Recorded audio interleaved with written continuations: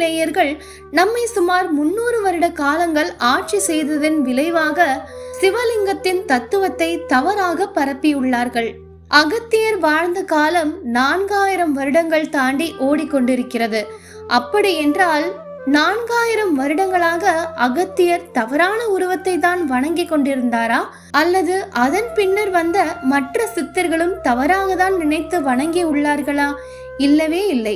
நாம் தான் இந்த உண்மையை அறியாமல் சிவலிங்க தத்துவத்தை பற்றி தவறாக எண்ணிக்கொண்டிருக்கிறோம்.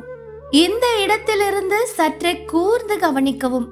சிவலிங்கம் என்றால் உண்மையான விளக்கமும் அதனுடைய தத்துவத்தையும் முதலாக சிவப்பிரபஞ்ச நிகழ்ச்சியில் தெரியப்படுத்துகின்றோம். ஆன்மீகத்தில் இருக்கும் அனைத்து நேயர்களும் உற்று கவனிக்கவும்.